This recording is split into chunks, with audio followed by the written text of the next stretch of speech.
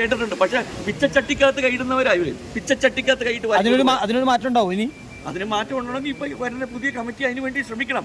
അതിന് ഒരു വിശ്വാസം പഴയ കണക്കുകളുണ്ട്, എത്ര കണക്കുകൾ തെളിയിക്കാനുണ്ട്, പഴയ കണക്കുകൾ തെളിയാണ്ട് കിടപ്പുണ്ട്. എത്ര പൈസയുടെ കണക്കുകൾ ഇതുവരെ തന്നിട്ടില്ല. വലിയ സാമ്പത്തിക തിരിമറികൾ നടന്നിട്ടുണ്ട് ഇവിടെ, വലിയ തിരിമറികൾ നടന്നിട്ടുണ്ട് അമ്മയ്ക്കകത്ത്, യാതൊരു സംശയമില്ല കാര്യത്തിൽ. അതൊക്കെ ഇനി തെളിയുന്നു പ്രതീക്ഷിക്കുന്നുണ്ടോ? അത് തെളിയിക്കണം. ഇവര് തെളിയാൻ വേണ്ടിയാണ് ഇതുപോലെ നല്ല ആൾക്കാരെ ചൂസ് ചെയ്യുന്നത്.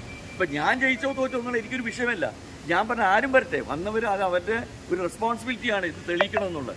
ഒരു വൃത്തികെട്ട പൊളിറ്റിക്സിന്റെ ഇടമായി അമ്മ മാറി. അല്ല, മാറി എന്ന് പറഞ്ഞാൽ മാറ്റുന്നതാണ് കുറച്ച് പേര്, എല്ലാവരും അല്ല. ആരൊക്കെ ആയിരിക്കും അങ്ങനെ പേര് പറയാൻ പാടില്ല ഇതിൽ? ഇല്ല, 506 പേരിൽ എല്ലാവരും മോശപ്പെട്ടവരൊന്നുമില്ല. അതിൽ ഞാൻ പറഞ്ഞ ഒരു ടൊമാറ്റോ കൊടുത്താലും ഒരെണ്ണം ചീഞ്ഞ ഉണ്ടെങ്കിൽ മതിയല്ലോ.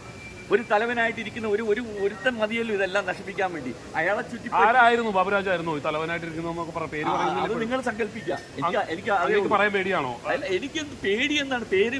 ഞാൻ എന്തിനൊരാളുടെ വ്യക്തിയുടെ പേരെടുത്ത് പറയണം? ഒരാളുടെ വ്യക്തിയുടെ പേരെടുത്ത് എനിക്ക് പറയാൻ പറ്റുന്നില്ല. അത് മനസ്സിലാവുന്നവർക്ക് മനസ്സിലാക്കാം ആരാണ് എന്താണെന്നുള്ളത്.